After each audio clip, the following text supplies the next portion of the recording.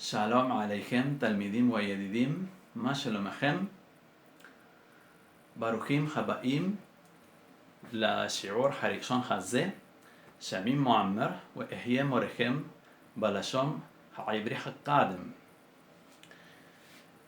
¿Qué tal? La paz sea con ustedes, alumnos y amigos. Bienvenidos a esta primera lección del curso introductorio de Hebreo Bíblico de la Comisión de Actividades Formativas. Mi nombre es Moammer y yo voy a ser vuestro maestro de lengua hebrea antigua. Bien, vamos a explicar un poquito cómo nace este curso, ¿verdad? Este cursillo forma parte de una serie de actividades que organizamos dentro de una comisión del Centro de Estudiantes de la Universidad Nacional de Río Negro. Dentro de esas actividades hay algunos cursillos de idiomas que generalmente los doy yo, que estudio la carrera de letras en esa universidad. Y bueno, hemos hecho uno de árabe, de griego, de noruego, de islandés, y ahora vamos a hacer uno de hebreo bíblico. Bien, lo primero que deben saber es la modalidad de cómo va a ser este curso. La idea es grabar una vez por semana, o si las circunstancias lo permiten, y si no puede llegar a demorarse o adelantarse, una clase cada ese periodo más o menos, porque bueno, las cursadas virtuales no tienen esas limitaciones de horario que tienen las cursadas presenciales. Después los alumnos se agregan a un grupo de WhatsApp en el cual se responden las dudas y consultas, y por correo electrónico se les entrega la bibliografía. El curso no tiene un estatus institucional, es algo que hacemos de forma autogestiva dentro de esta comisión del Centro de Estudiantes. Bien. Segundo, vamos a discutir un poco la metodología y a quiénes está dirigido este curso. Bueno, a quiénes está dirigido principalmente está hecho, pensado para los estudiantes de la universidad. Ahora, digamos, vamos a acomodar algunas temáticas y algunos métodos para que pueda participar cualquiera, para que cualquier persona, sea que haya estudiado o no alguna vez en una universidad o alguna materia de letras, pueda entender y aprovechar todo lo que se vierta durante el curso. Pero básicamente el curso está diseñado o pensado en principio para los alumnos de la universidad que cursan la carrera de letras. Bien, también en el curso vamos a agregar una serie de reflexiones, de datos y de información que pueden ser del interés de los lingüistas. Especialmente porque el enfoque que tenemos para este curso, para estudiar la lengua, es un enfoque que está muy basado en el científico, muy basado en la lingüística.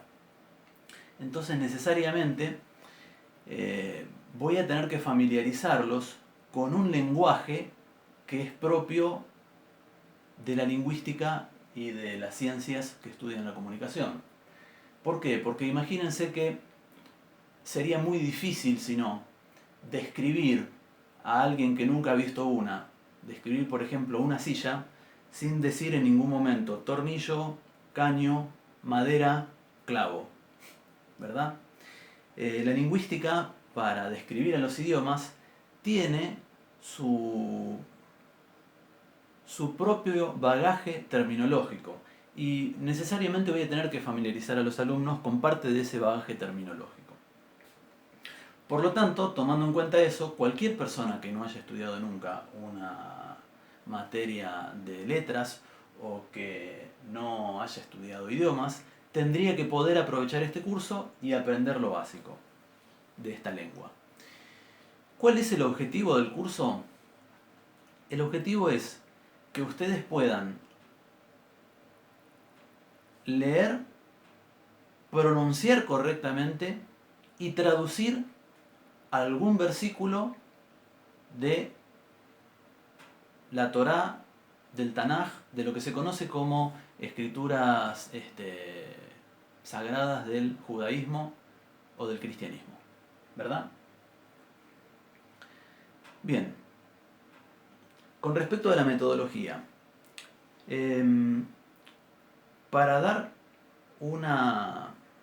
para ejemplificar una frase, frecuentemente yo voy a recurrir a traducciones. Yo tengo una política de que hay que traducir todo. Creo que la mente aprende mejor cuando se le repite incesantemente el significado de una cosa en su propia lengua de origen. Pero les voy a dar dos tipos de traducciones distintas, a diferencia de lo que suele hacerse con otros cursos de idiomas que están muy enfocados en la pragmática. Los cursos de idiomas frecuentemente no están hechos ni para estudiantes ni para lingüistas, sino que están hechos para turistas. Están hechos para una persona que quiere viajar, por ejemplo, a Grecia o a Rusia y poder preguntar, ¿cuánto sale esto? ¿Dónde está el metro? ¿Dónde puedo alquilar una habitación con vista al mar? Etcétera. Bien, en esos cursos se ve frecuentemente que se ofrece una frase en la lengua original y en la lengua destino uno ve la traducción y la coincidencia de vocablos no es exacta, porque está muy orientado a la pragmática, está muy orientado a que uno aprenda que con esa frase uno puede decir y comunicar determinada cosa, y listo.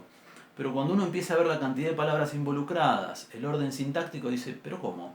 Acá hay 10 palabras y la traducción dice 3 palabras, o viceversa. Bien, nosotros vamos a priorizar una traducción literal en la cual el significado pragmático lo van a poder inferir ustedes. Por ejemplo, digamos, si yo tengo en noruego una frase que dice, vamos mejor a la presentación. Yo dije, Baruchim Habaim la Sheor Harichon Hazeh. Bien, les voy a decir literalmente qué significa eso. Baruchim Habaim, benditos los vinientes. La Sheor Harichon Hazeh, a la lección, la primera, esta. La lección, la primera, la esta, con artículo, la esta. La este más exactamente porque es un sustantivo masculino, shiur. Bien, la traducción literal puede no ser lo que uno va a poner como resultado final en una traducción. Pero si yo digo benditos los vinientes, ¿ustedes se dan una idea de que eso quiere decir bienvenidos? Sí, ¿verdad? ¿Se dan una idea de qué quiere decir bienvenidos? Si no, cualquier cosa lo aclaramos. Quiere decir bienvenidos. Bien, y si decimos a la lección, la primera, la esta, ustedes pueden entender qué quiere decir a esta lección.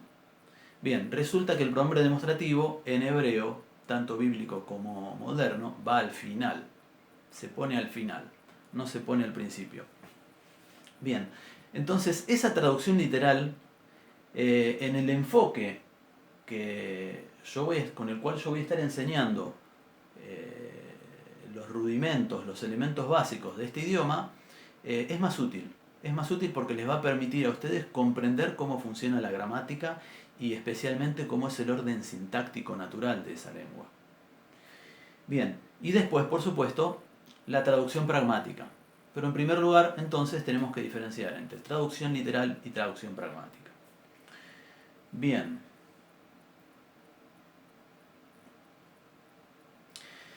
Con respecto a lo que implica aprender un idioma, yo frecuentemente comparo el aprendizaje de un idioma con volver a ser niño. ¿Por qué? Porque cuando uno es niño, uno se enfrenta con un mundo completamente desconocido, en el cual la mayoría de todo lo que sucede alrededor de uno no lo entiende. Y sin embargo, uno puede convivir con eso felizmente, sin sucumbir a la frustración. Bien, esa es la forma en la cual todos los seres humanos aprendemos y deberíamos plantearnos que cada vez que vamos a aprender, el aprendizaje va a ser en esos términos, va a ser de esa forma. No vamos a entender el 100% de todo lo que se nos expone. ¿Cómo lo resolvemos? Con tiempo de exposición. Tenemos que tener la paciencia suficiente para seguir prestando atención hasta que la imagen de lo que se nos está queriendo presentar cobre nitidez. Entonces, si en algún momento algo de todo lo que se expuso no lo entienden, no se desanimen, porque es perfectamente normal. Quédense con lo que entienden. Y lo que no entendieron, en algún momento del futuro lo van a entender solos, se lo van a acordar porque va a ser la respuesta a alguna pregunta que se hicieron, o lo van a entender reviendo la clase que, por dicha, va a estar presentada en video, así que lo van a poder parar, le van a poder poner pausa y volver a verlo las veces que quieran. Yo siempre digo que en este oficio de aprender un idioma, la tortuga siempre le gana a la liebre, siempre le gana a la liebre. No es cierto que se requieran talentos especiales para aprender idiomas. Lo que se requiere es paciencia, se requiere paciencia y perseverancia. Ustedes piensen que nosotros conocemos nuestro idioma nativo porque nos hemos entrenado naturalmente en nuestro lugar de nacimiento a lo largo de años y hemos escuchado cientos de veces una misma palabra hasta poder comprender qué significa, cómo se usa, etc. Bien, así que lo primero que les recomiendo a todos los alumnos es paciencia con cualquier cosa que no comprendan y que se queden con aquello que comprenden, que continúen.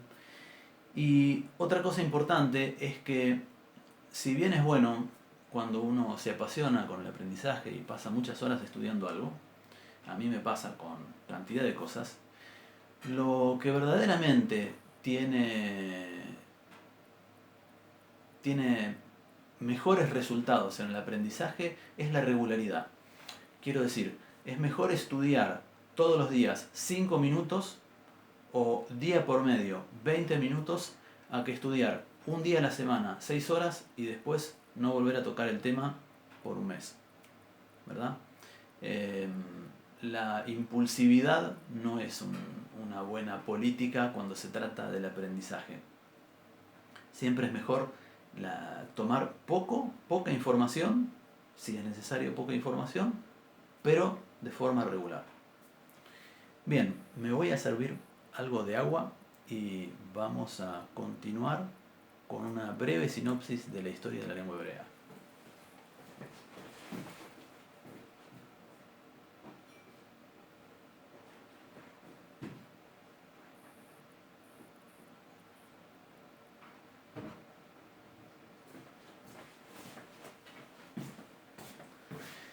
No tengo mucha experiencia con lo de las clases virtuales, así que esto que para todos los oradores es tan normal, tener un vaso de agua al lado cuando se te reseca la garganta, yo no lo había tomado en cuenta.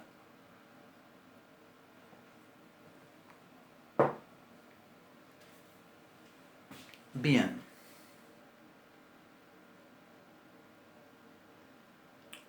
Antes de arrancar con la sinopsis de la lengua hebrea, vamos a discutir un tópico que tiene previo a eso, que tiene que ver con la diferencia entre el hebreo bíblico y el hebreo moderno. Para un estudiante de hebreo bíblico, yo no les recomiendo en absoluto un curso de hebreo moderno. Les voy a decir por qué. Básicamente, ¿cuáles son esas diferencias? Léxicamente es la misma lengua. De hecho, yo en mi modesta incursión dentro de la lengua de ambas versiones, el hebreo moderno y el antiguo, no he encontrado todavía diferencias gramaticales sobre las cuales pueda alertar. Decir, bueno, en hebreo bíblico se escribía de esta manera, en hebreo moderno se escribe de esta otra. Tampoco he visto diferencias sintácticas relevantes. La única diferencia relevante que veo es que cuando en el moderno Estado de Israel se difundió la enseñanza de la lengua hebrea, creo que fue Eliezer Ben Shimon, si mal no recuerdo, parece que adoptó una política para fijar los tiempos verbales. El hebreo antiguo tiene dos paradigmas completos de conjugaciones verbales que se conocen como perfecto e imperfecto. ¿Cuál es el tiempo en el que debe interpretarse cada uno, el perfecto e imperfecto? Bueno, depende del contexto. Depende del contexto. Porque el hebreo bíblico tiene lo que se llama secuencias narrativas, en las cuales se comienza con un tiempo verbal y después se lo cambia y debe interpretarse como una continuación del tiempo verbal anterior. Hay un reflejo ahí, ¿verdad? Lo voy a correr.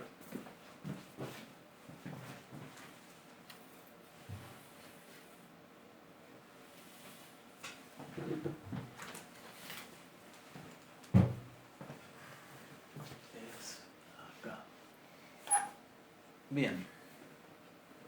Entonces, el hebreo bíblico tenía una dificultad pragmática y pedagógica, ofrecía una dificultad pragmática y pedagógica para los modernos hablantes de hebreo. Entonces, al parecer, Eliezer Ben Shimon decidió, esto no lo sé, es decir, seguramente el dato debe estar disponible por ahí, pero yo personalmente no lo investigué, fijar el paradigma del perfecto como pretérito, el paradigma del imperfecto como futuro, y tomar los participios como si fueran el tiempo presente. Entonces, el hebreo moderno tiene una conjugación verbal completa para pasado, presente y futuro, distintas, completamente distintas. Lo cual es atípico, porque en la mayoría de las lenguas lo que tienen es una conjugación para el pasado, otra conjugación para el presente y alguna partícula que se suele utilizar para darle forma de futuro al presente. Eso sucede, por ejemplo, en árabe clásico, sucede en el griego,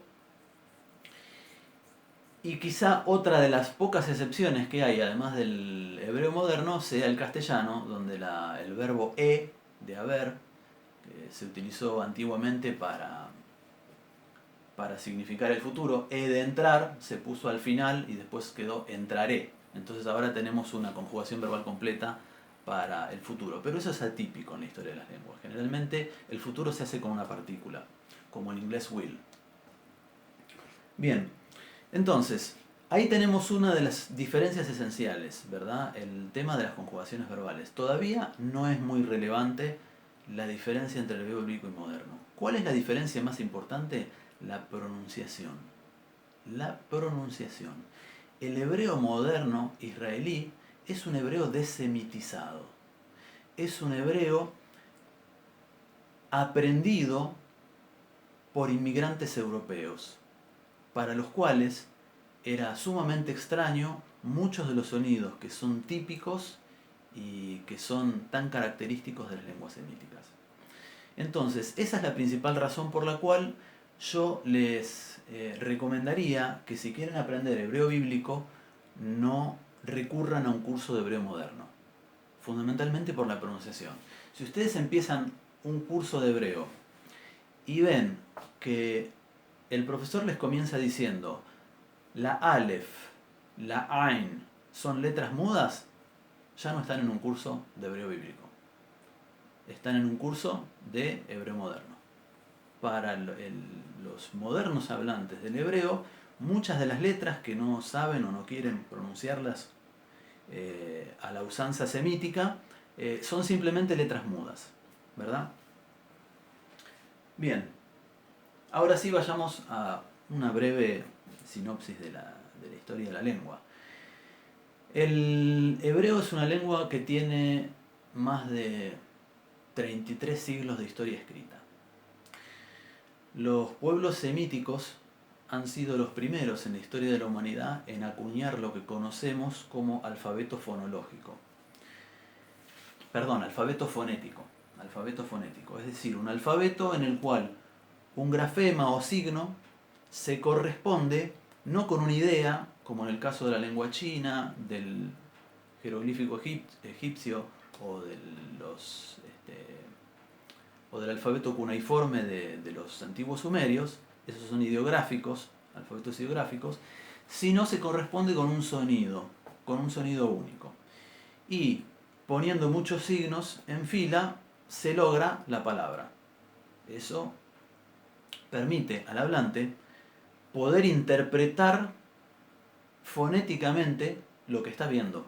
Porque en un ideograma puede llegar a ser muy sintético. Puede aludir un signo a toda una frase. Pero sucede que no hay ninguna pista de cómo eso se pronuncia. Le pasa, por ejemplo, actualmente a los hablantes de chino, cuando hay muchos ideogramas del patrimonio de signos de la lengua china que son premedievales y que los chinos actualmente no saben exactamente cómo se pronuncian. Saben lo que significan, pero no tienen idea de cuál es su realización fonológica. Entonces, los pueblos semitas fueron pioneros en esta cuestión de comenzar a escribir una lengua y que pueda el lector tener una pista de cómo se pronuncia. Principalmente el primer alfabeto fonético lo acuñaron los fenicios. Casi les diría que prácticamente todos los alfabetos que conocemos hoy en día de lenguas de Oriente y de Occidente provienen del alfabeto fenicio, exceptuando, por supuesto, como dijimos, los ideográficos, el alfabeto chino y el sistema de signos jeroglíficos del antiguo Egipto. Los fenicios eran un pueblo semita y estaban étnica y lingüísticamente emparentados con arameos, árabes, hebreos, acadios, asirios, etc.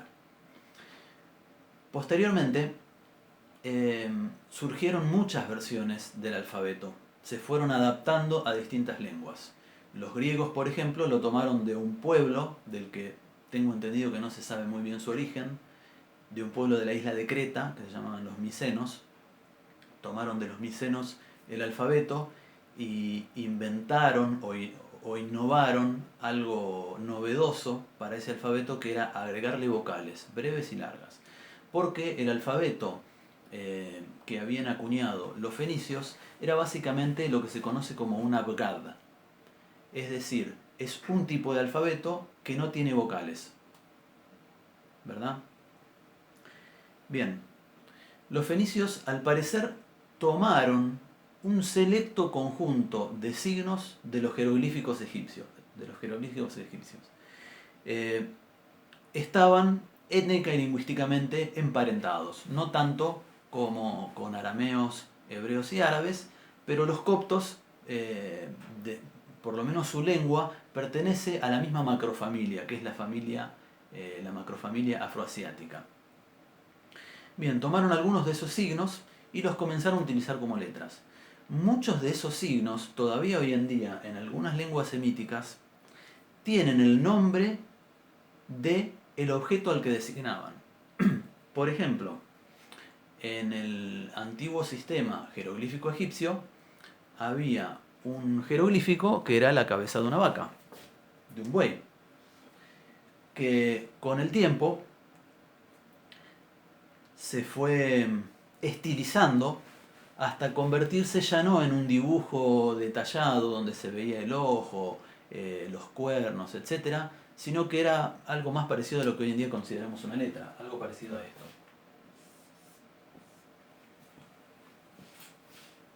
Bien, ¿cómo se llamaba ese signo? Alp, que era la palabra para buey. De ahí va a provenir, mucho tiempo después,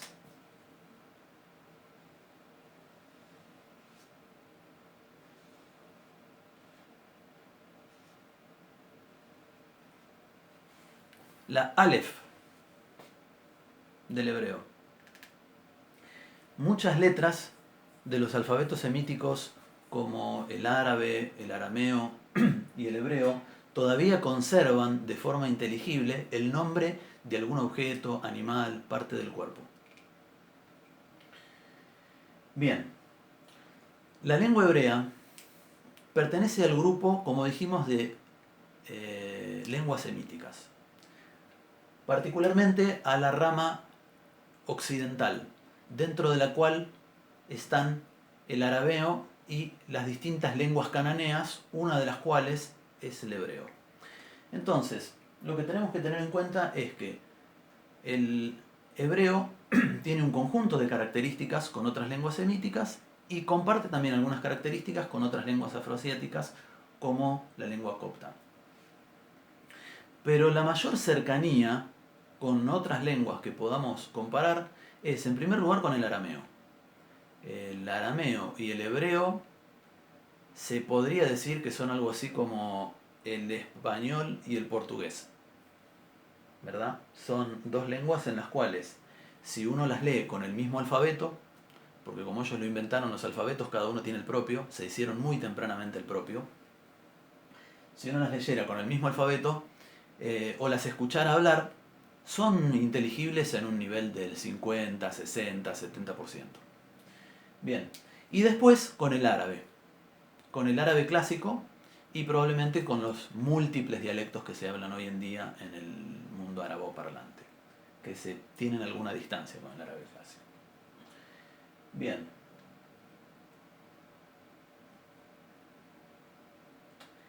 La segunda cosa que tenemos que tener en cuenta es que en las lenguas occidentales estamos acostumbrados a algunos fenómenos lingüísticos. Cualquier persona que conozca, por ejemplo, un poco de inglés, o haya estudiado o escuchado algo de francés o incluso de portugués brasileño, sabe que hay algunos idiomas que pueden guardar una distancia notable entre lo que escriben y lo que dicen. Por ejemplo, en algunos foros de lingüística es muy común un meme en el cual aparece la palabra foi en francés, que se escribe foi, pero se pronuncia con las otras tres vocales. ¿Verdad? Bien, ese tipo de complejidades irracionales las lenguas semíticas no los tienen. Las lenguas semíticas tienen una relación muy muy estricta e incluso científica para relacionar lo que se pronuncia con lo que se escribe. Más aún, los arameos y los hebreos diferenciaron muy tempranamente entre consonantes oclusivas y fricativas, que es una distinción que se hace muy frecuentemente hoy en la lingüística a partir de la lingüística estructuralista. Bueno, se utiliza mucho en la lingüística estructuralista. No sé si surgió con Ferdinand de Saussure, probablemente sea anterior, la distinción entre fricativas y oclusivas. Pero el europeo la descubrió probablemente en la Edad Media o en una época posterior. El hebreo y el arameo, muy tempranamente, siglos antes de Cristo, ya tenían una clara distinción entre consonantes fricativas y consonantes oclusivas. ¿Qué son las consonantes oclusivas y las fricativas? Voy a pasar a explicarlo porque es parte del bagaje terminológico necesario para comprender las explicaciones sobre el idioma. Una consonante oclusiva es aquella en la cual cerramos completamente el conducto bucal y lo soltamos de forma abrupta. Nuestra profe de gramática solía decir que es como si uno destapara una sidra. Entonces, sonidos como ka, pa, ta son oclusivos y no pueden arrastrarse. Uno no puede alargar el tiempo de pronunciación. Uno no puede decir o ¿verdad? Bien, al revés sucede con los sonidos fricativos. Son sonidos que uno puede alargar indefinidamente.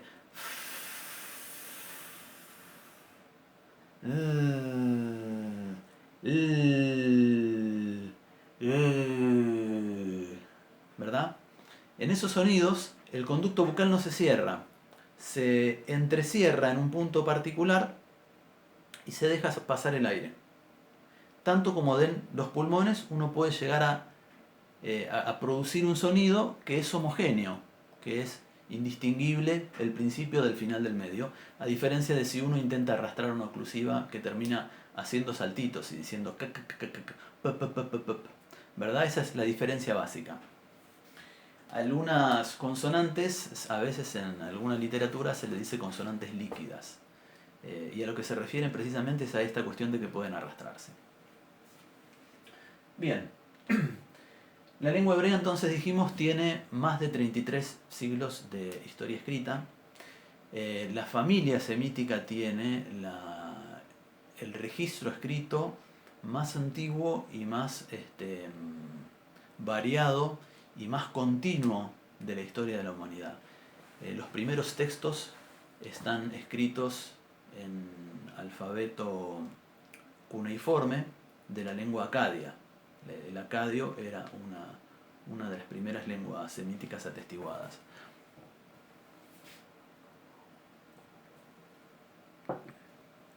Pertenece a la macrofamilia de lenguas asiáticas, a la familia de lenguas semíticas, al subgrupo occidental, está íntimamente relacionado con el arameo, y luego, un poco más lejanamente, con el árabe. Bien, vamos a comenzar con el alfabeto. Vamos a borrar este bonito cartel que dibujé para la clase inicial. Pueden considerarlo arte budista. Está hecho para ser visto y luego borrado.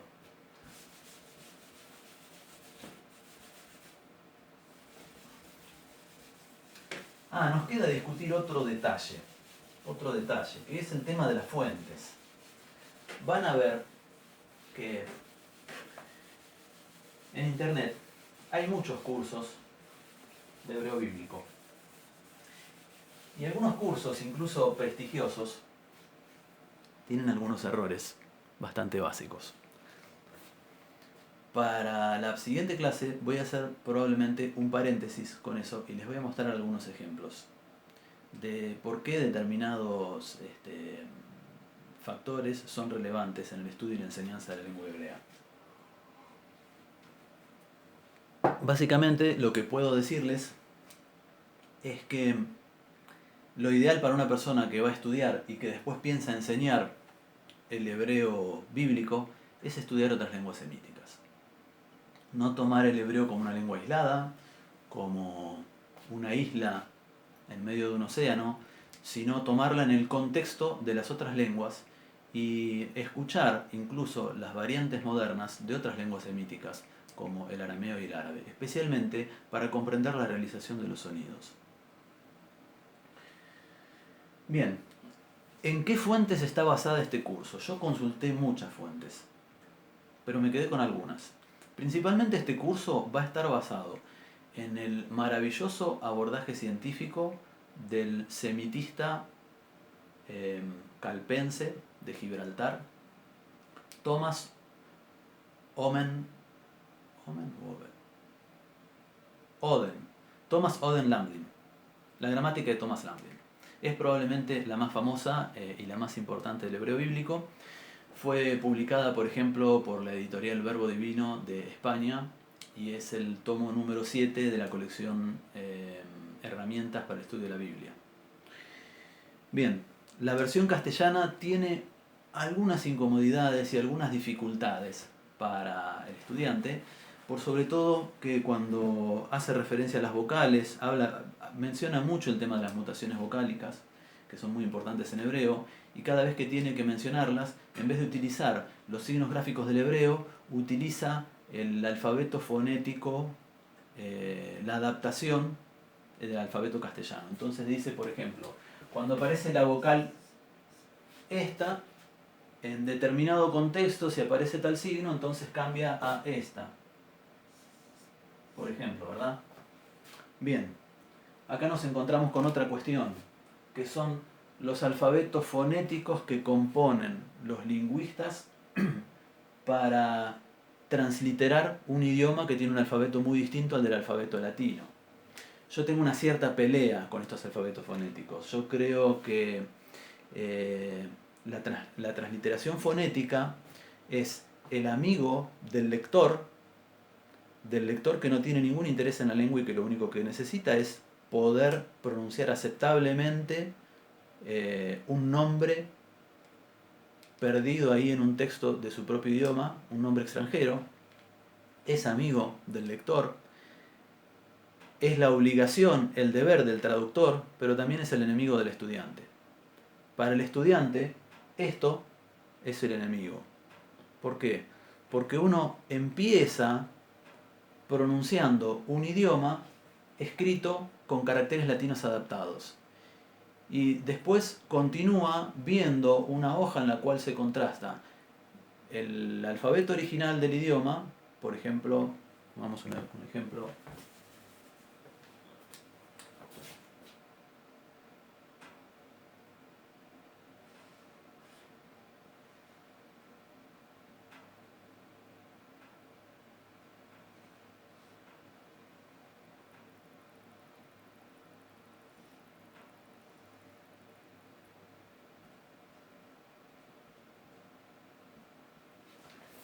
Melech en hebreo.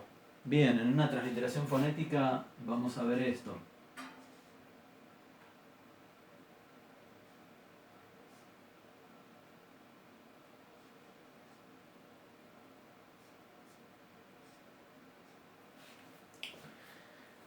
El estudiante, cada vez que se le presenta esto, intuitivamente va a lo más conocido y lee esto. Pronuncia y cree que está leyendo hebreo. No es así. Leer esto no es leer hebreo. Es una trampa. Es una trampa en la que muy fácilmente caen los estudiantes de lenguas semíticas y de cualquier otro idioma que requiera una transliteración fonética. Así que los alfabetos fonéticos, tengan cuidado con ellos, porque además de que suelen ser a veces terriblemente complejos, porque para adaptar de una lengua con distintos sonidos a una lengua occidental, a veces se requieren más signos de los que tiene el alfabeto latino, que es un alfabeto bastante pobre en el mundo de las lenguas, en el mundo de los sistemas gráficos, con un montón de signitos y puntitos y rayitas y viruguillas por arriba y por debajo. Con el mismo esfuerzo con el que uno aprende uno de esos alfabetos fonéticos, te aprendes el alfabeto original y listo. Es mucho más fácil.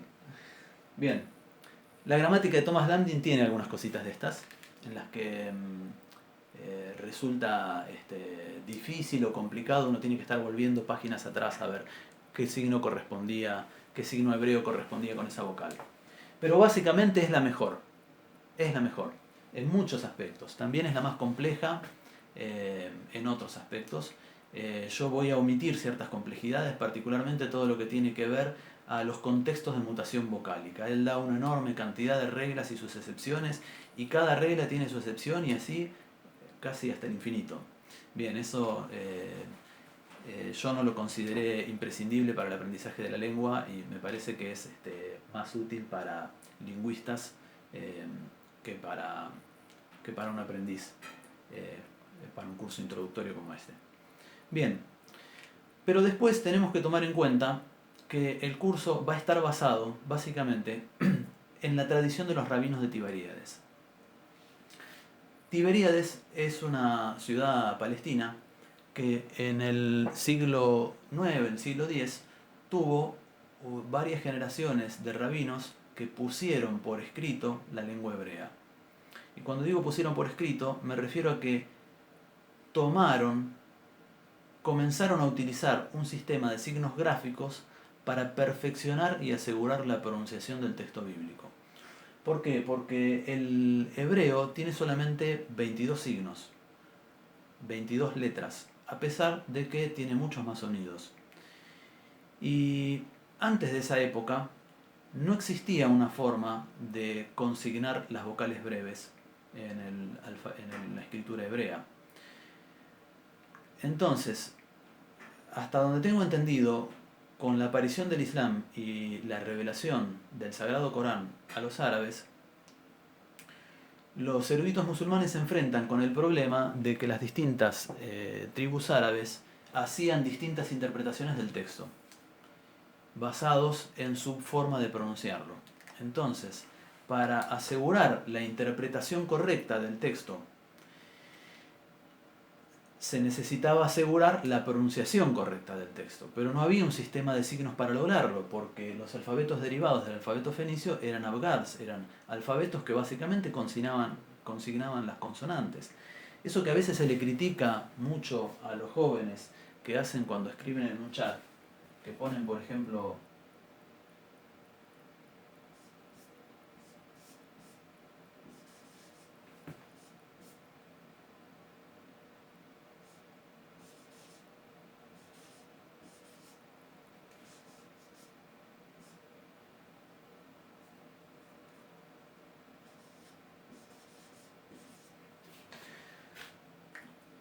todos ustedes saben, aunque no utilicen esta forma de escribir, ¿qué es lo que dice ahí? Ah, perdón. Acá va una Q. Y ahí cobra sentido. Te quiero mucho, te mandé un mensaje. Un SMS es un mensaje de texto, ¿verdad? Fíjense que lo que han hecho es principalmente omitir las vocales. Esto lo inventaron los fenicios hace unos 3 siglos, más. 3 siglos, 3000 años, más de 3000 años. Es una forma de escribir muy económica, pero que, si bien permite tener una idea de cómo se pronuncia, no está completamente aclarada la pronunciación. Bien, entonces los eruditos musulmanes idearon un sistema de signos que en árabe se llaman los haraket, o signos diacríticos. Los rabinos de Tiberíades tomaron el ejemplo de estos signos diacríticos y desarrollaron los nekudot, que son los signos diacríticos del hebreo. Hubo 2 o 3 o 4 sistemas de signos diacríticos en puja en aquella época, pero los que tienen los más autoritativos hoy en día en la tradición judía son los de la tradición rabínica de Tiberíades, en la cual inevitablemente va a estar basada nuestro curso, a pesar de que existen otros, que probablemente no fueron ni mejores ni peores, o sí, o por ahí fueron un poquito más eficientes en alguna cosa o en otra, pero no tuvieron el nivel de transmisión que tuvo la tradición de Tiberíades. Bien, creo que ahora sí hemos hecho un resumen de las cuestiones relevantes previas al estudio del hebreo. Vamos a comenzar con el alfabeto y después, con el tiempo, vamos a ir haciendo una descripción general de la lengua.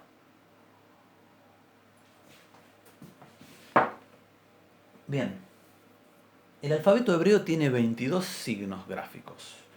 En lingüística se llaman grafemas, un término muy específico.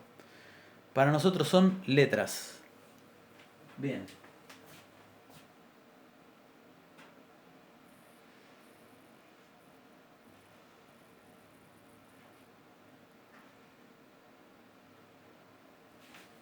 La primera es la Aleph. Bien. Nos vamos a encontrar, al estudiar las letras hebreas, con que algunas no requieren una mayor explicación. En algunos casos les voy a decir, esto es una C. Punto. No tiene misterio, ¿verdad? La C de casa. Listo, ya está.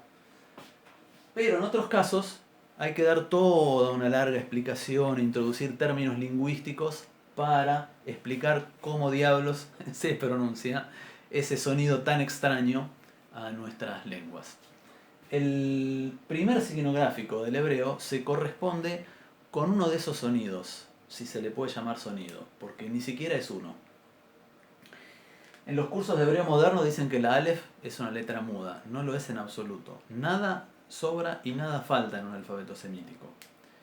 Ellos tenían una forma muy precisa y muy concisa de consignar las palabras por escrito. Bien. La letra Aleph en hebreo equivale a lo que en árabe es la Hamza, para los que hayan estudiado alguna vez árabe, o los que en la lengua guaraní es el puso, que se translitera con una comilla en el alfabeto guaraní actual. Es una oclusión glotal, se llama oclusión glotal, literalmente. Es una interrupción abrupta del flujo de aire en la garganta. La tienen muchas lenguas, pero no todas ellas lo consignan por escrito. Les voy a dar algunos ejemplos del alemán, del inglés, del árabe. Por ejemplo, en árabe tenemos la palabra creyente, mu'min. Mu'min. Ese corte abrupto después de la U es fonológico en las lenguas semíticas. Tiene significado. Es una letra. Es esta. En alemán, por ejemplo, tenemos la palabra elegido, auserwählte. Auserwählte. Esa interrupción se utiliza en alemán para separar lo que es un morfema, es decir, un prefijo, de lo que es el resto de la palabra. Se le agrega un prefijo y se logra una palabra derivada. Pero también existe en el inglés en algunas realizaciones de Estados Unidos. Por ejemplo, creo que es en el oeste de Estados Unidos, donde esto se pronuncia bottle. Bottle. No dicen bottle, ¿verdad? Como diría un italiano o como diría un hablante de una lengua semítica si aprendiera nuestro alfabeto. Dicen bottle. Es como que se comen la T, pero se nota que hay una interrupción abrupta del flujo de aire. Algo parecido sucede con otra palabra. Battle. Batalla. Esto es botella y esto es batalla, ¿verdad? Battle en inglés. Bien. Después podemos dar algunos ejemplos más del árabe, hasta pasar a algunos del hebreo. Por ejemplo, ¿cómo se dice perla en árabe? Lu'lu'a. Lu'lu'a. Si nosotros en árabe decimos lu'lu'a, está mal, no se entiende, o lo que es peor puede significar otra cosa. Porque ese corte abrupto del aire tiene valor para distinguir significado. Cuando tiene valor para distinguir significado, en lingüística decimos que tiene valor fonológico, ¿verdad? Es decir, es relevante. Si uno lo omite, puede corre el riesgo de que se malinterprete lo que uno está diciendo. De la misma manera sucede en hebreo. En hebreo, por ejemplo, dijimos hoy primero.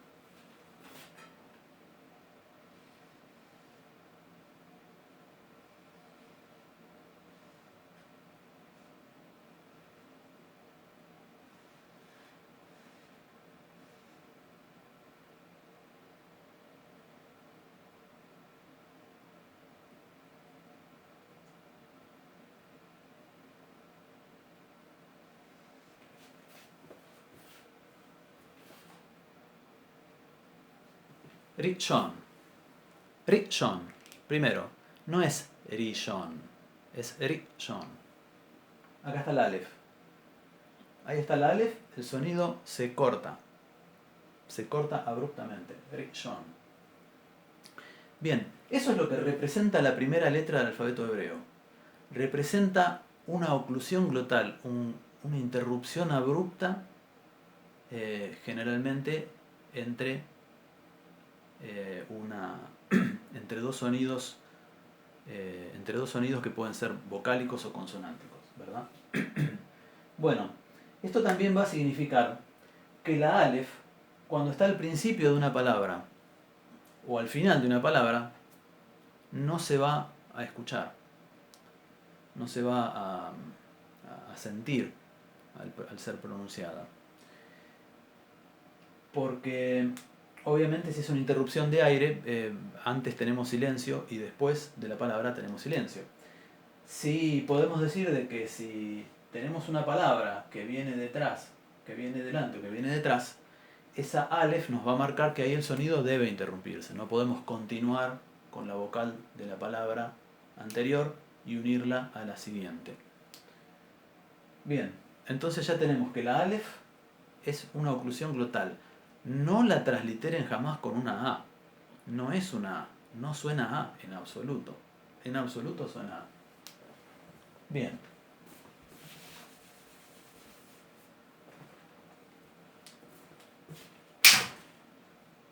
Partí la planta.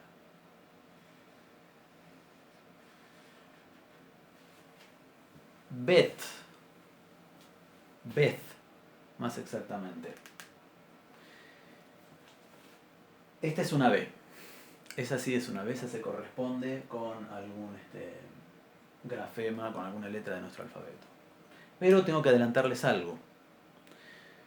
Tenemos un signito en el sistema de escritura hebreo que se llama dagesh y que es un puntito.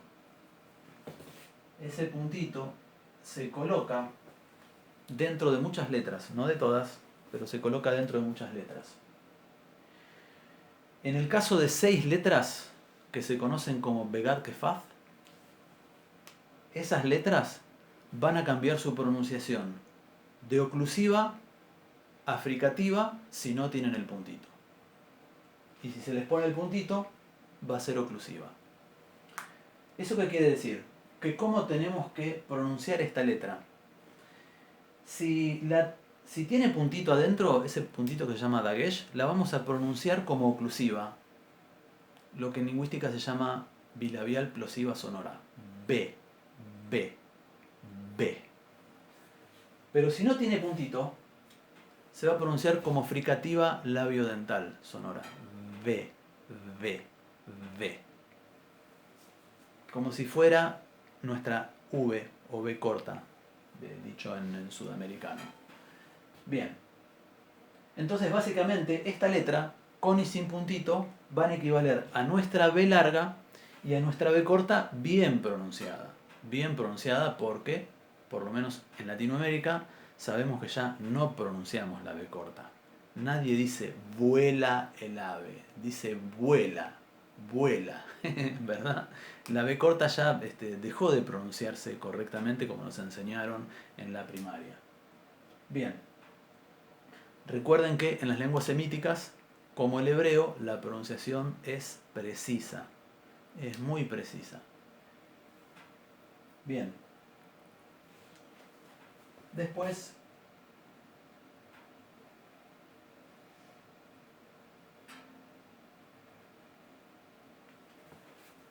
tenemos la Gimel.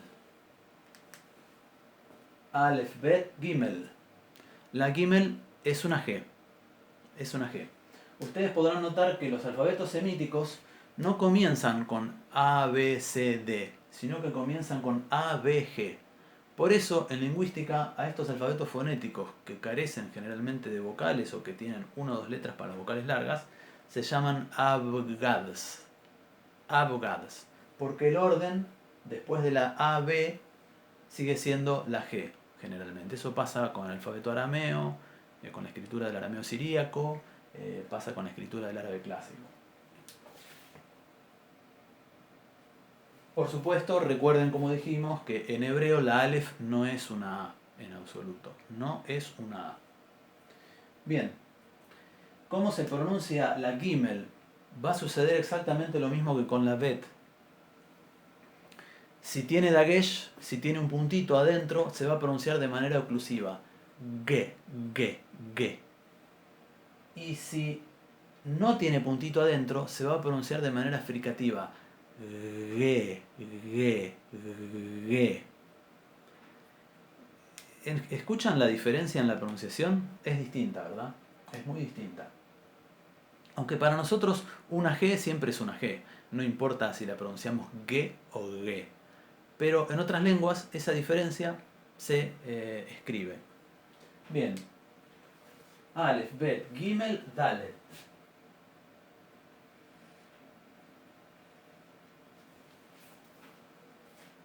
Bien. La Dalet es básicamente una D y también es una de estas letras que cuando tiene adentro un puntito va a tener una realización oclusiva y si no lo tiene va a ser fricativa. ¿Cómo son? Nosotros en castellano las tenemos. Por ejemplo, cuando decimos la palabra dónde. ¿Dónde? La D a principio de palabra o en posición intervocálica la pronunciamos fricativa. D. La podemos arrastrar todo lo que querramos. D. Pero cuando tenemos una nasal adelante, se oclusiviza. Entonces decimos dónde. Dónde. ¿Verdad? Entonces, con puntito se va a pronunciar D. D. Y sin puntito se va a pronunciar D. Bien. Muchas lenguas tienen esa distinción. Solamente para nosotros, los hispanohablantes, son extrañas. Bien. Aleph, Bet, Gimel, Dalet, He.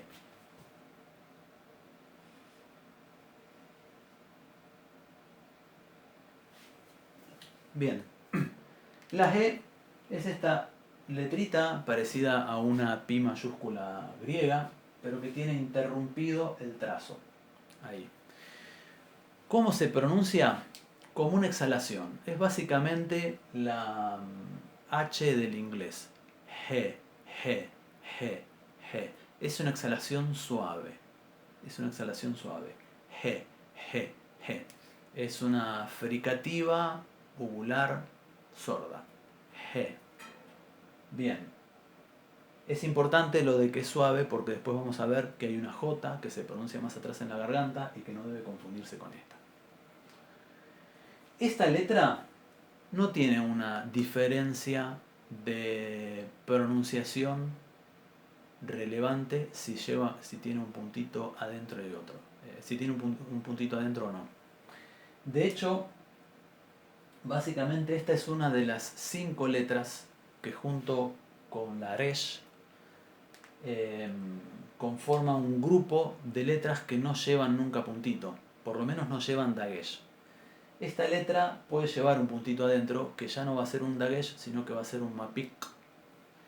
Y el mapik lo que indica es que esa ja final no es un sufijo, o mejor dicho, no es una letra de ayuda de la lectura, lo que se llama en las gramáticas hebreas tradicionales mater lectionis, sino que es un sufijo femenino y que debe pronunciarse como exhalada. Eso ya lo vamos a ver, es un tópico un poquito más avanzado de la gramática del hebreo. Básicamente lo que tienen que saber es que esta letra pertenece a un grupo de letras que no tienen esa alternancia entre oclusivas y fricativas y que tampoco se duplican. Bien, se pronuncia entonces como una H del inglés, G. Aleph, Bet, Gimel, Dalet, G. Wow. Wow. Bien. En el hebreo moderno, esta letra se conoce como Vav. Han hecho como un fenómeno de metátesis, de enroque, podríamos decir, de sonidos, porque pronuncian la Bet siempre igual. Y como en el hebreo existe el sonido B corta, pero dejaron de pronunciar la Bet de esa forma, le trasladaron el sonido a la Waw. Se lo metieron en otro lado. Se acordaban que ese sonido era importante, entonces lo metieron ahí. Pero básicamente esta letra, tanto en hebreo bíblico como en árabe hoy en día, se llama Waw. Bien, nosotros podemos llegar a pensar que es una U. Y entonces decimos, bueno, pero entonces los abgads, ¿tienen vocales o no tienen vocales? Los abgads, o alfabetos consonánticos, tienen a menudo, especialmente hoy en día, 2 o 3 letras que sirven para marcar las vocales largas. No sabemos exactamente cuál era su pronunciación original, si verdaderamente era una vocal o una consonante. Lo que sí podemos decir es que la U, muy frecuentemente, en lingüística se estudia, en muchos contextos, no como una vocal, sino como una semiconsonante. ¿Por qué? Porque uno cierra mucho el conducto, casi como si fuera para pronunciar una consonante fricativa. Y eso sucede en muchas palabras. Incluso en las lenguas semíticas hay una diferencia cuando a una letra vocal, lo llamamos letra vocal o vocal larga, le ponemos un signo gráfico de su misma calidad vocálica. Entonces tenemos la diferencia entre U y WU. U y WU, ¿verdad? Cuando decimos WU, en ese movimiento se nota que esa U muy cerrada está funcionando como una consonante para articular otra vocal que puede ser de la misma calidad, ¿verdad? Puede ser también una U. Bien. Entonces, básicamente lo que tenemos que saber es que esta letra es una de las 3 letras que en hebreo funcionan para significar las vocales largas. En las lenguas semíticas como el árabe o el hebreo es muy importante la cantidad vocálica. El protosemítico, la lengua prototípica reconstituida en base a sus descendientes, tenía un sistema de vocales muy simple, un sistema trivocálico, A, U, I, que marcan básicamente dentro de la cavidad bucal los puntos de articulación más extremos, ¿verdad? A, debajo, U, delante, I, detrás, en la garganta. Bien, el hebreo, junto con el arameo, son dos lenguas que muy tempranamente innovaron y produjeron un montón de cambios en la estructura fonológica del protosemítico.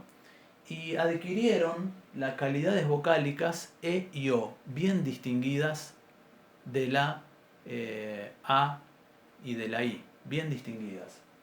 Pero así y todo, en principio, no se consignaban las vocales en el alfabeto hebreo.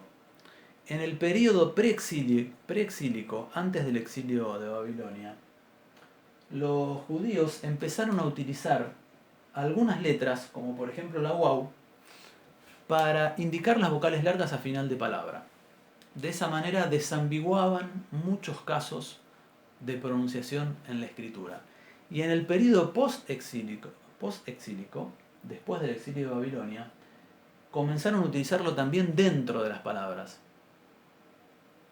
Entonces, lo que podemos decir básicamente sobre la escritura hebrea, tanto bíblica como moderna, hoy en día, es que aunque no tengan todos los signos diacríticos, nos vamos a encontrar con algunas letras que marcan las vocales largas, las vocales más largas, ¿verdad?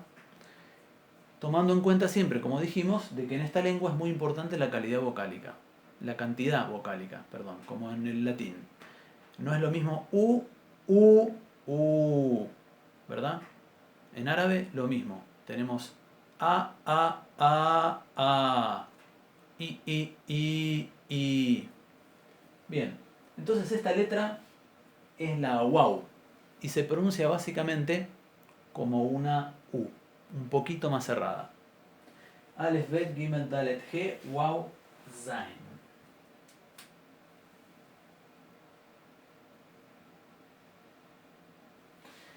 Bien, para nosotros en castellano nos puede dar la impresión de que este sonido atípico es clásico o exclusivo de las lenguas semíticas. No lo es, hay muchas lenguas europeas que tienen este sonido.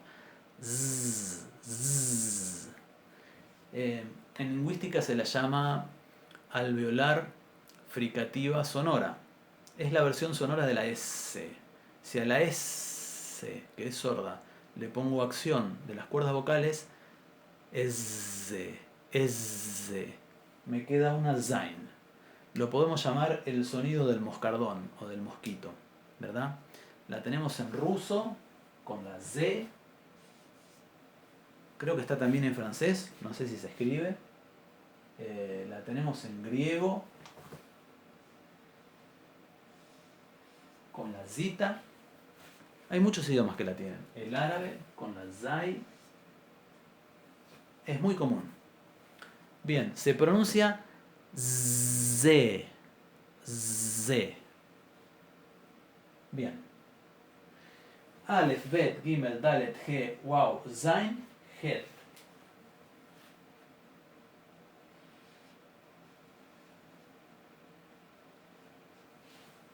Voy a borrarlas del lado para que no se confundan.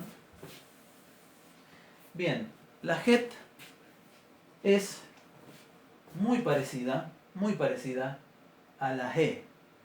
Es muy parecida, pero tiene una pronunciación levemente distinta. Se pronuncia más fuerte. Es una de las guturales típicas de las lenguas semíticas. Típicas. Y se pronuncia bien atrás en la garganta. Ja, ja, ja. A mí me cuesta pronunciarla. A mí personalmente, por, no sé, la anatomía de mi aparato fonador, me cuesta más que otros sonidos como la zai o como, no sé, otros sonidos que por ahí pueden parecer difíciles de las lenguas semíticas. Bien. Entonces, ¿cómo vamos a realizar este sonido? Básicamente, no sé si han visto, por ejemplo, en en España, en algunas zonas de España, tienen algunas consonantes que las pronuncian más atrás en la garganta. Por ejemplo, yo he oído a españoles decir yo soy de Málaga. Yo soy de Málaga. En vez de decir, como diríamos nosotros, Málaga. Bien. Y en vez de decir Juan, dicen Juan. Juan. ¿Verdad? Más atrás en la garganta. Bueno, esa pronunciación es más o menos aproximada. Es una fricativa sorda, bien gutural. Ja, ja, ja. Se pronuncia con la garganta. Casi como que tiene que doler un poquito. ¿Verdad? Bueno. Alef, Bet, Gimel, Dalet, He, Waw, Zain, Het, Tet.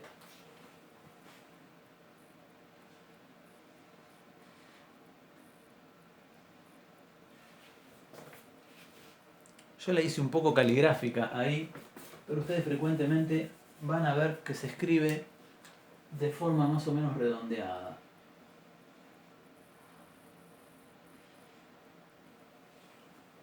Bien.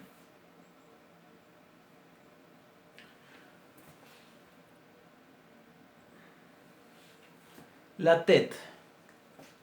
Esta es una de las letras que representan un sonido característico de las lenguas semíticas que se llaman velarizados. Un sonido velarizado es un sonido en el cual, además del punto de articulación que hacemos en la boca, constringimos un poquito la garganta, más o menos a la altura del velo del paladar, que es la parte blanda, lo que está detrás del paladar duro. Lo apretamos un poquito y queda un sonido como oh, un sonido así, ¿verdad?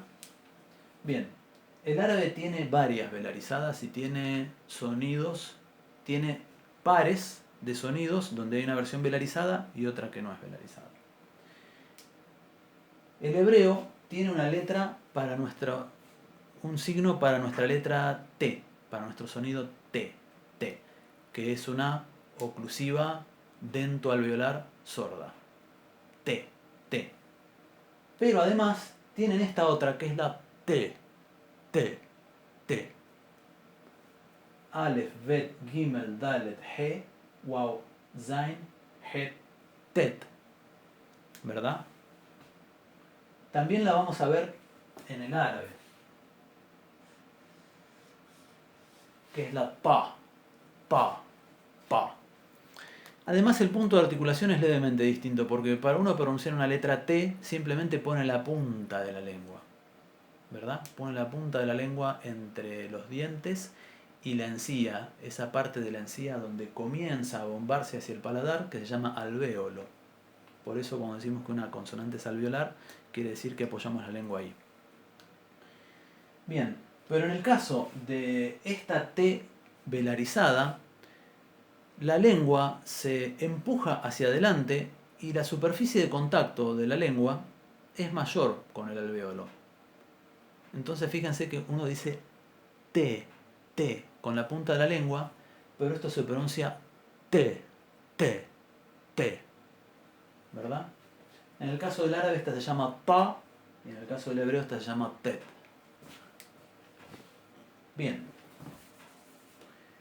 Es distinta, por supuesto, es distinta, y la diferencia es relevante a nuestro sonido T, y ellos también lo tienen el sonido T. No es que esta es la T del hebreo. No, el hebreo tiene dos letras T, una velarizada y otra sin velarizar. Bien. Alef, Bet, Gimel, Dalet, He, Waw, Zain, Het, Tet. Yod. Yod. Bien. Es importante cuando uno escribe la Yod en un pizarrón blanco como este, tomar en cuenta dónde está el renglón, porque no se escribe justo de arriba del renglón. La Tet es como si agarráramos a la Waw y le borráramos el palito. Le borramos la parte de abajo del palito porque se escribe a la altura del techo, por decirlo así, de las letras. Bien. Con la Yod pasa algo similar que con la Waw. Puede considerarse una semiconsonante y se puede constringir un poquito más de lo que lo hacemos nosotros los hispanohablantes, para lograr un sonido que es casi consonántico y que en lingüística se va a analizar como semivocal o semiconsonante. Bien. Pero básicamente, cuando vemos en la escritura hebrea una yod, la yod suena i. Pero lo que va a estar marcando en la escritura hebrea, tanto bíblica como moderna, es que hay una vocal larga ahí. ¿Cuál exactamente? Va a depender de los signos diacríticos. Los signos diacríticos van a aclarar si esto se va a pronunciar como una I o como una E. Algo similar sucede con la waw. La waw puede llegar a significar que estamos ante una O larga. ¿Cómo lo vamos a ver? Es el signo diacrítico el que va a aclarar esa cuestión. Bien. Les voy a contar una curiosidad. Muchas de los nombres de las letras hebreas tienen, como les había dicho, un nombre que proviene del nombre de un objeto. La yod proviene de la palabra mano, yad. Tanto en árabe como en hebreo, yad es mano. Y originalmente, probablemente era el dibujo de una manito. Algo similar sucede con la letra bet. Beit, tanto en hebreo como en árabe, quiere decir casa. Y originalmente era efectivamente el dibujito de una casa. Se conserva en el nombre de la letra. Dalet originalmente era una puerta. Y tenemos en hebreo la palabra delet, que quiere decir puerta. La het era, si mal no recuerdo, una verja, digamos como lo que antes se utilizaba para construir los corrales de los animales de granja. Bien, y por ahora no recuerdo otra, pero más adelante cuando aparezcan se los voy a ir mencionando. Alef, Bet, Gimel, Dalet, He, Waw, Zain, Het, Tet, Yod, Kaf.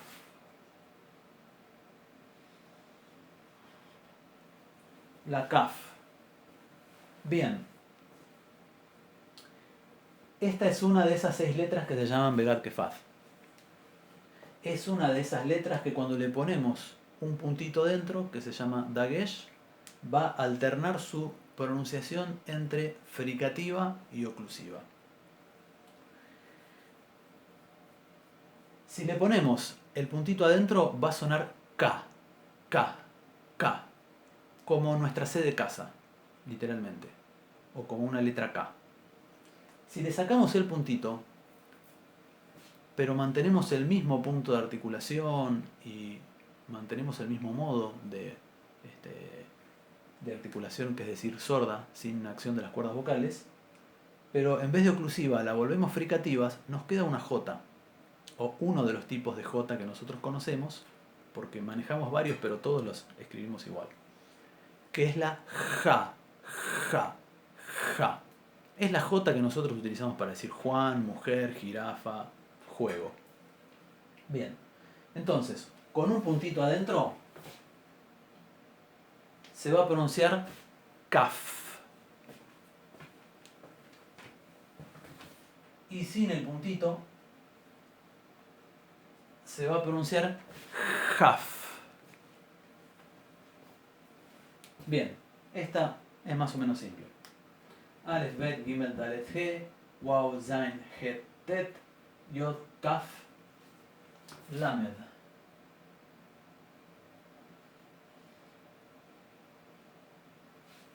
Bien, esta no tiene ningún misterio, es una L y punto.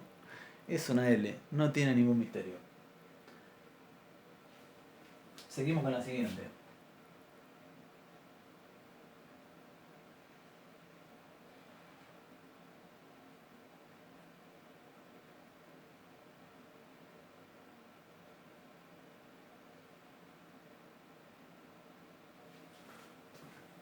Mem, la mem, nasal bilabial sonora. Mem. es una M. Tampoco tiene ningún misterio. Es igual a nuestra M.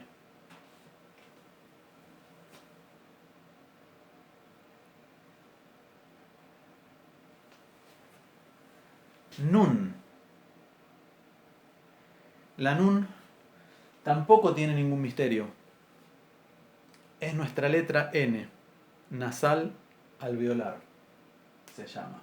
Ya vamos a estudiar después en algún momento bien esas denominaciones más en detalle para perfeccionar el tema de la pronunciación. Esto es una introducción, pero ustedes tengan en cuenta que todo esto va a ser repetido y más aún va a ser involucrado en las lecciones posteriores. Todo lo que los datos que mencionemos ahora. Bien. Aleph, Bet, Gimel, Dalet, He, Waw, Zain, Het, Tet, Yod, Kaf, Lamed, Mem, Nun.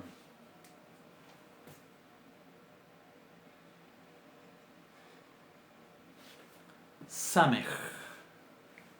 Literalmente los griegos tomaron la sigma de ahí y la dieron vuelta, le pusieron el cuernito para el otro lado según el sentido de la escritura.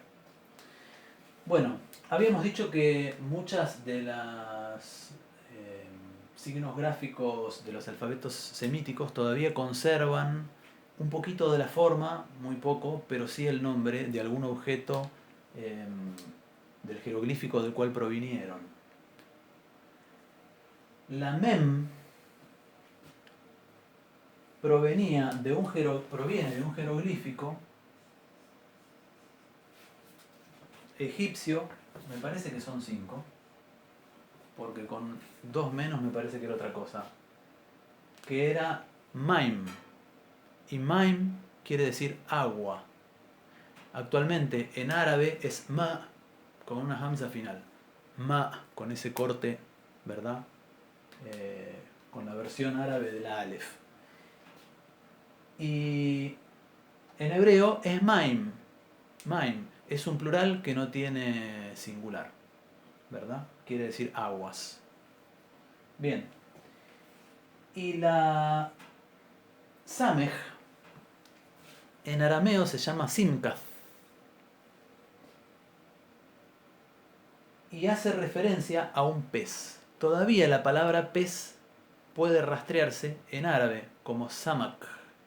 Samak, ¿verdad? Aunque la letra en árabe para este sonido perdió el nombre completo y quedó como Sin, simplemente, con el nombre de Sin. Pero en hebreo y en arameo conservan un nombre que se asemeja a la palabra pez en lenguas semíticas. Samech en hebreo y Simkath en el arameo. Bien, es una S. Esta es nuestra S igualita. No hay ninguna cosa particular para mencionar.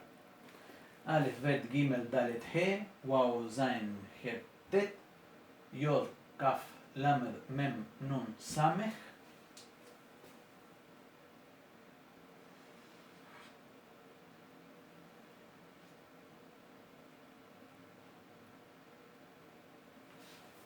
Ain, Ain, Ain. Esta es una de las letras que los hablantes de hebreo moderno van a decir es muda. No, no es muda. No es muda. En lenguas semíticas existe y todavía existen muchas comunidades hebreas que conservan bastante bien la pronunciación del hebreo bíblico y la trasladan a su pronunciación del hebreo moderno. Está asociada con una pronunciación más oriental. Bien, en árabe se llama exactamente igual, Ain. Se escribe distinto pero se llama igual. Y es una de las letras que proviene de un conocido jeroglífico egipcio que es el ojo. Ain en árabe y en hebreo quiere decir ojo. Aini, mi ojo. Bien. Entonces, ¿cómo se pronuncia esta letra? ¿Cómo se articula? Bueno, básicamente para practicarla podemos comenzar pronunciando una A. Nos ponemos 2 dedos en medio de la clavícula, en la garganta, y presionamos suavemente, como si nos estuviéramos ahorcando. Es el sonido del ahorcado. Es una fricativa glotal sonora. Se pronuncia en el mismo lugar o se articula en el mismo lugar que la ja. Pero esta es sorda y esta es sonora. Bien. Este sonido requiere práctica y es uno de los más característicos de los sonidos guturales de las lenguas semíticas. Alef, Bet, Gimel, Dalet, He, Waw, Zain, Het, Tet, Yod, Kaf, Lamed, Mem, Nun, Sameh, Ain.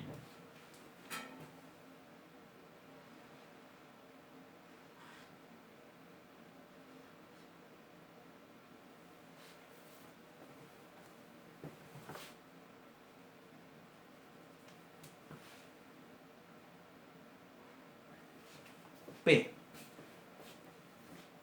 Bien. Esta letra, creo que la puedo hacer un poquito mejor.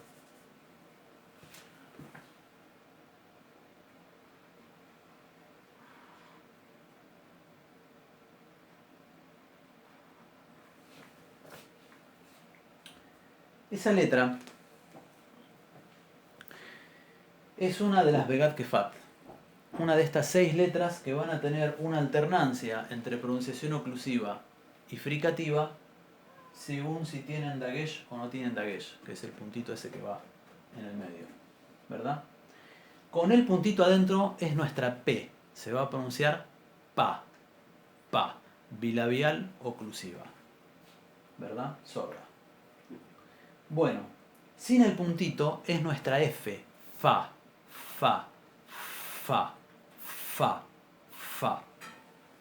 Entonces, vemos acá que tenemos dos sonidos bien conocidos por nosotros que para nosotros son dos letras distintas.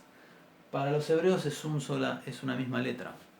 Lo que hace alternar la pronunciación entre una y otra es el puntito ese que se pone adentro. Alef, Bet, Gimel, Dalet, He, Waw, Zain, Het, Tet, Yod, Kaf, Lamed, Mem, Nun, Sameh, Ain, Pe.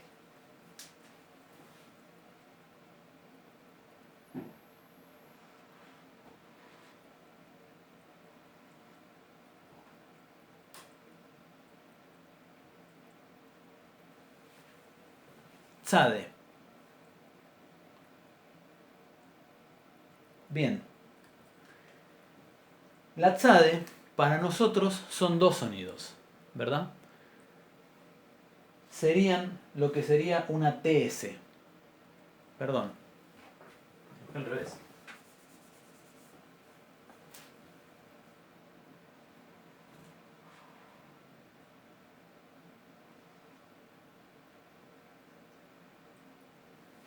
Bien.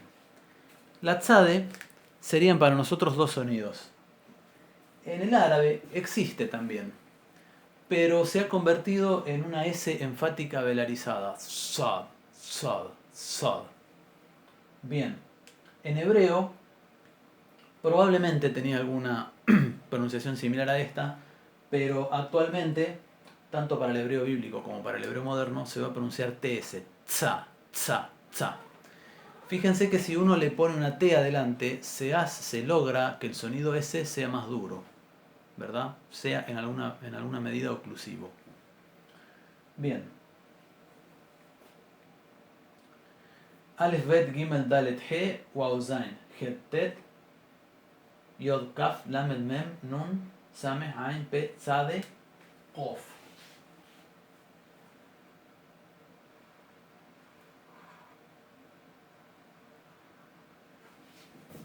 Bien, la Qof se va a escribir como parecido a una letra P, pero tiene una colita que baja por el renglón. Entonces, en casi todas las letras que hemos visto hasta ahora, se escriben sobre el renglón. Quizá no hizo falta aclararlo. Todas estas se escriben sobre el renglón. Pero acá vamos a hacer que la colita descienda sobre el renglón, debajo del renglón al escribirla. ¿Cómo se pronuncia este sonido? Bueno, ya vimos que los hebreos tienen para nuestra letra C una letra, un signo. Para nuestro sonido de letra C. Este también es un sonido característico de las lenguas semíticas. No llega a ser gutural, pero sí es característico. Es una C que se pronuncia más atrás. Nuestra C se llama velar. Se pronuncia en la parte blanda que está detrás del paladar o velo del paladar. Esta es prevelar, es uvular. Ka, ka, ka, ka, ka. Por ejemplo, para ver la diferencia. En árabe tenemos la palabra qalb, que quiere decir corazón. Pero también tenemos la palabra kalb, que quiere decir perro. ¿Cuál es la diferencia? Una se pronuncia con qaf y la otra se pronuncia con kaf. Una es qaf y la otra es kaf. No sé si notan que la pronunciación de esta es más atrás en la garganta, ¿verdad? Qa, qa, qa. Es, digamos, un poquito parecido. A veces en algunas gramáticas dicen como la C de cuna. Cuando uno va a pronunciar una U, adapta el sonido de la letra C para el sonido vocálico que viene después y la articula un poquito más atrás en la garganta, pero se articula más todavía en la garganta. Ya vamos a ver muchos ejemplos, ¿verdad? Por ejemplo, en hebreo, tzedek, tzedek, que quiere decir justicia. Una palabra hermosa. Bien, entonces tenemos Aleph, Bet, Gimel, Dalet, He, Waw, Zain, Het, Tet, Yod, Kaf, Lamed, Mem, Nun, Sameh, Ain, Pet, Tzadek, Kof.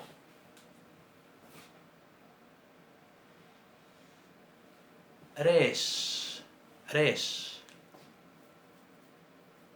No es muy difícil, básicamente es nuestra R. En lingüística se llama vibrante simple, alveolar vibrante simple, sonora. Porque tiene su alternativa de vibrante múltiple para nosotros, que es la R, ¿verdad? Bien, ese sonido en hebreo no va a existir. En árabe sí, pero en hebreo no. De la misma manera el árabe, por ejemplo, no tiene letra P, pero el hebreo sí. El hebreo conoce el sonido P, el árabe no. Por eso los árabes dicen, ahí viene mi primo. Primo, venga, primo. ¿Verdad? Diferencias que hay a pesar de que las dos son lenguas semíticas y están cercanamente emparentadas. Tienen diferencias de pronunciación. En hebreo esta letra nunca se va a intensificar, nunca se va a convertir en R. Y frecuentemente la vamos a ver en inicio de palabra. Esto es importante porque en castellano nunca la pronunciamos como vibrante simple a inicio de palabra. Cualquier palabra que comience con la letra R en castellano se va a pronunciar radio, rayo, risueño, ruiseñor. Si nosotros vemos una persona que viene y nos dice, ¿prendés un ratito la radio? Ya escuchamos radio y sabemos que es extranjero, de clavado, ¿verdad? Bien, para nosotros es muy atípico, extraño esa pronunciación de la letra R al principio de palabra, pero en muchas otras lenguas es totalmente común. En el griego, en el ruso y también en el hebreo. Hoy veíamos la palabra rishon, que quiere decir primero. También está la palabra resh, que quiere decir cabeza, y que en árabe es casi igual, ras. Por cierto, la letra R, al parecer originalmente era una cabeza, y por eso se llamaba resh. Bien. Aleph, Bet, Gimel, Dalet, He, Waw, Zain, Het, Tet, Yod, Kaf, Lamed, Mem, Nun, Sameh, Ain, Pet, Tzadek, Kof. Resh. Shin.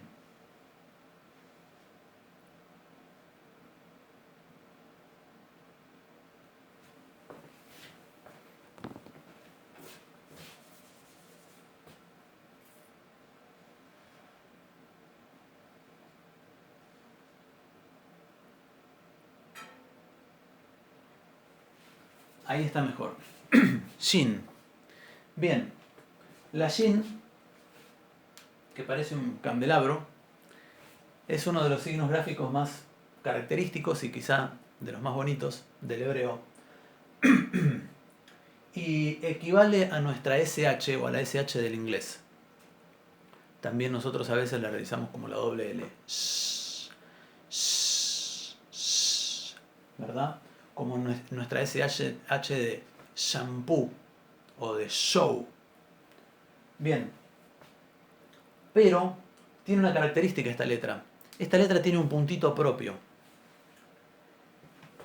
que no es el dagesh, es otro distinto.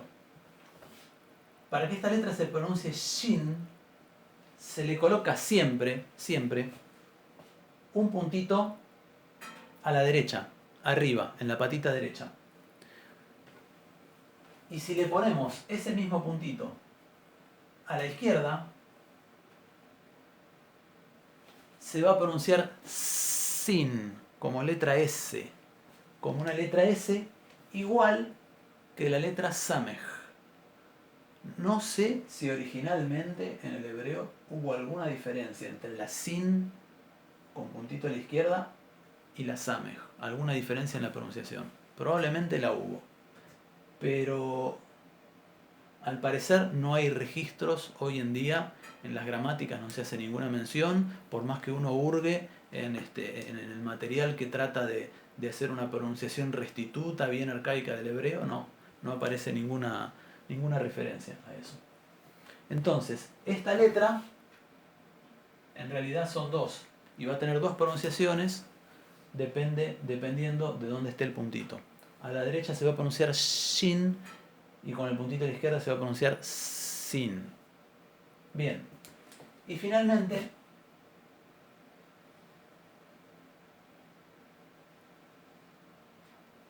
tenemos la tau. Bien. Esta letra es una de las Begad Kefaf, una de esas 6 letras que se conocen en hebreo como Begad Kefaf y que si tienen un puntito adentro se pronuncian de manera oclusiva. Y si no tiene el puntito adentro se pronuncia de manera fricativa. Bien. Con el puntito adentro se va a pronunciar T. Igual que nuestra letra T. Exactamente igual que nuestra letra T. Sin el puntito se va a pronunciar como nuestra letra Z. Se va a pronunciar C. C.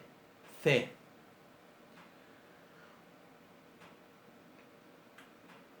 No pronunciarla como una S. No debe pronunciarse como una S. Debe pronunciarse como la letra Z actualmente en España, porque en Latinoamérica ese sonido se perdió. Nosotros decimos zapato, zorro, zángano, zaguán, etc. Siempre pronunciamos la Z igual que la letra S. En hebreo entonces vamos a tener que con puntito la vamos a pronunciar T. Y sin puntito la vamos a pronunciar C, C, C, como una letra Z. Bien, llevamos ya 1 hora y media de clase. Es un poco más de lo que yo estimaba para la primera clase. Yo pensaba que íbamos a llegar a dar el alfabeto en menos tiempo, pero bueno, como es la clase introductoria, hemos contado algunas curiosidades y algunos detalles, tanto sobre la metodología que van a tener las clases del curso este, como sobre la lengua en sí. Así que bueno, nos vamos despidiendo y nos vemos entonces en la siguiente clase. Para la siguiente clase vamos a repasar el alfabeto, vamos a ver que algunas de estas letras, cuando se escriben a final de palabra, tienen una forma levemente distinta, y vamos a comenzar a ver los signos diacríticos. Y siempre, en el medio del estudio de la lengua, vamos a ir mencionando algunos datos o algunas curiosidades que tienen que ver con la cultura o con la historia del hebreo y de su pueblo. Shalom Aleichem, muchas gracias por haber visto nuestra primera clase, hasta la próxima.